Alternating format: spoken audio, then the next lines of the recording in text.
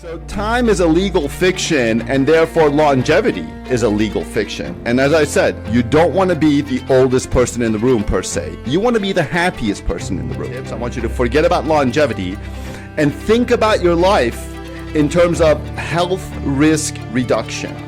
Now let me give you a bonus tip here for longevity that's been shown to be a tremendous kind of indicator or correlating factor with longevity. And it's not diet, and it's not exercise, and it's not money. We're a strong predictor if you have them of how long you'll live.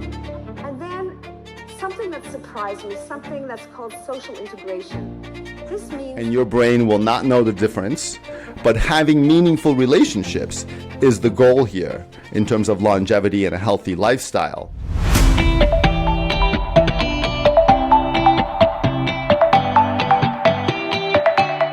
Hello and welcome to another episode of Good Problems to Have with David Nima. I am your host, author of the book, Good Problems to Have, The Anatomy of Contemporary Happiness. And in today's video, I am going to provide you with two important tips for longevity that nobody's talking about. I'm also going to provide you a bonus tip for longevity at the end of this video, so make sure to watch till the end. Longevity, in my opinion, is a fool's errand. Okay, and the reason for that is because time is a legal fiction. As I've stated in previous videos, you don't want to be the oldest person in the room. You want to be the happiest person in the room.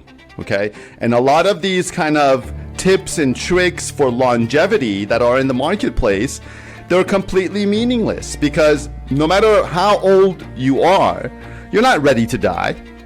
You know, you speak with someone who's like 105 years old. You think that person's ready to die? No, they're going to be just as upset when they die as somebody who's younger.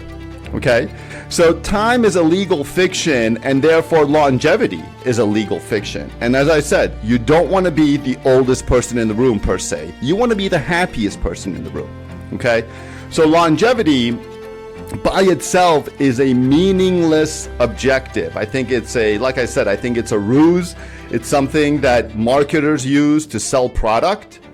So, forget about longevity. Okay, even though the title of this video is 2 longevity tips, I want you to forget about longevity and think about your life in terms of health risk reduction. Okay, health risk reduction. That's really where you want to focus. You want to be kind of leading a type of life that has minimal risk involved. Now, how do you reduce your health risk? There's 2 primary ways to reduce all health risks, and I'm going to share them with you right now. Number 1, reduce stress in your life.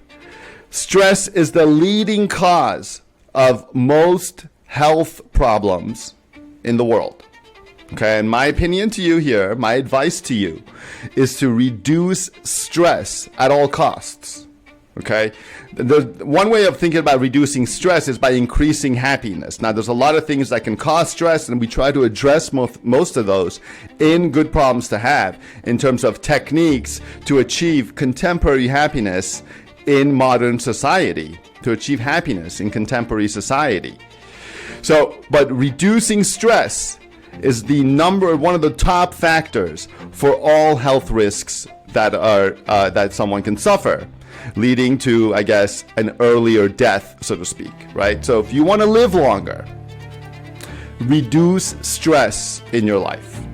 And that includes things like getting rid of toxic relationships, eating high energy foods, practicing gratitude, having meaningful relationships in your life, like we'll talk about a little bit later in this video. But reducing stress should be one of your top goals when it comes to longevity. Okay? Now, the second thing here, the second pragmatic tip for longevity is to avoid any activity that requires wearing a helmet. Okay? Avoid any activity that requires wearing a helmet. This includes things like playing football, riding a motorcycle, other types of activities that require wearing a helmet. Let's say you work in the construction business and you're required to wear a hard hat, for example. Now, of course, you got to make a living. So if there's if your living has, the way that you make money is through a job that requires wearing a helmet, I'm not saying to necessarily quit your job, but I'm giving you the top 2 longevity tips that will actually help you reduce actual risk in your life and therefore live a longer life and a happier life. Number 1, reduce stress. And number 2, avoid any activity that requires wearing a helmet. Most doctors will tell you that traumatic brain injury is one of the most, one of the worst types of injuries that you can suffer, leading to a potentially premature or early death. So my suggestion, avoid activities that require wearing a helmet, riding ATVs, and kind of doing any kind of activity that, is strenuous on the body, so to speak. Frankly, for me, I limit my physical activity to hiking and walking. That's enough for me personally. Swimming, for example, I do. I basically try to avoid any activity that requires me putting on a helmet. So those are the 2 kind of most pragmatic, actionable advice for health risk reduction in your life, which can lead to longevity. But keep in mind that the objective of longevity is a fool's errand. What you want to do is lead a healthy lifestyle.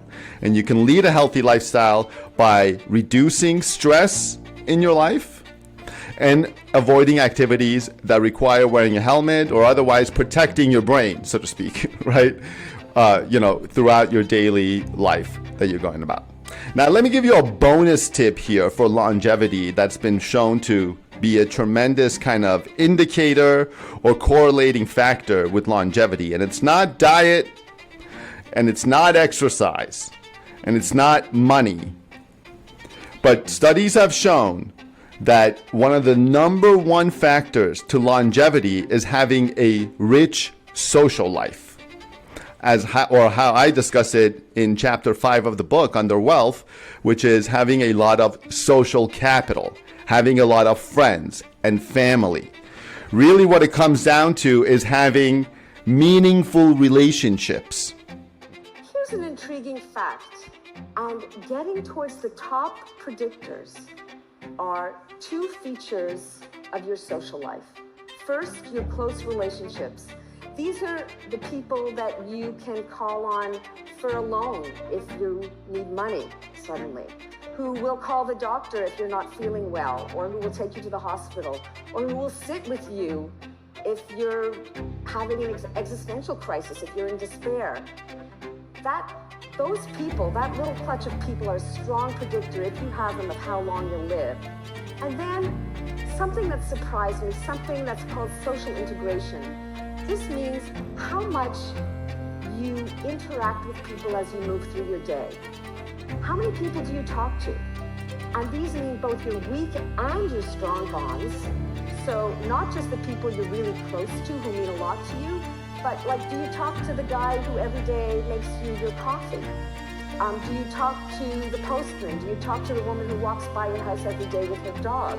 Do you play bridge or poker or have a book club? Those interactions are one of the strongest predictors of how long you live. And that's why having a strong support group of friends, family, neighbors, co-workers, your brain, as I discussed in chapter 2 of the book, your brain does not differentiate with the types of meaningful relationships you have. Your brain is being satisfied, that kind of social primal urge that we have is being satisfied when you have a meaningful relationship with a neighbor or a coworker, just as much as you have a meaningful relationship with your spouse or your child or your parent or your sibling. Okay, the brain does not differentiate. Frankly, you may even be able to have a meaningful relationship with your dog and still be ticking off those kind of socialization urges in the brain, and therefore leading to a longer, happier, healthier life. Okay, pretty soon robots are going to be sophisticated enough to really provide a social component to the owner of the robot. And you may potentially have relationships with a robot. And whatever you think about that on a more holistic morality scale, from a neurochemical perspective, your brain's not going to know the difference. from a neurochemical primal urge perspective, your brain may be just as happy having a meaningful relationship with a robot as it would having a meaningful relationship with a human being. Okay. But I think what you should take away from this is you don't have to have a meaningful relationship just with your spouse and your children and your parents or your family to be happy. You can have a meaningful relationship with the barista, for example, at your local Starbucks. So not just the people you're really close to who mean a lot to you, but like, do you talk to the guy who every day makes you your coffee? And your brain will not know the difference, but having meaningful relationships is the goal here in terms of longevity and a healthy lifestyle.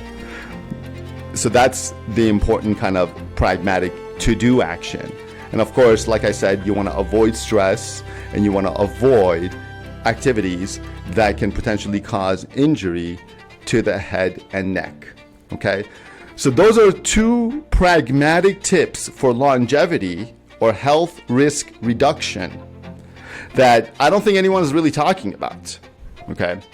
And if you're not doing those 2 things, I think, focus on getting those 2 things kind of checked off before you go about and buying various kind of products and courses and nutrients and dietary supplements that are being sold to you for the purpose of longevity. Okay? If you have stress in your life, there's not really a lot that you can do to reduce your health risk until you eliminate that stress. And whether it's coming from external sources, internal sources, you got to look into the source of stress in your life and you got to do your best to eliminate that stress. And of course, a lot of Good Problems to Have discusses that. The goal is here to help you live a happier life, which in my opinion is the antithesis of stress. So if you're stressed, you're not happy. If you're happy, you can't be stressed. And you want to really spend as much time as you can in the happiness bucket. Now, of course, stress can happen in your life. You're not going to ever be without stress. But the whole point here is that you want to reduce stress on the spectrum. I hope this video brought some value to you. Make sure to share GPH and this video with your friends and family who are interested in living a longer, healthier, happier lifestyle. And like and subscribe to GPH Lifestyle on YouTube and Instagram. I'm David Nima, host of Good Problems to Have podcast and author of the book Good Problems to Have, The Anatomy of Contemporary Happiness. It's available on Amazon.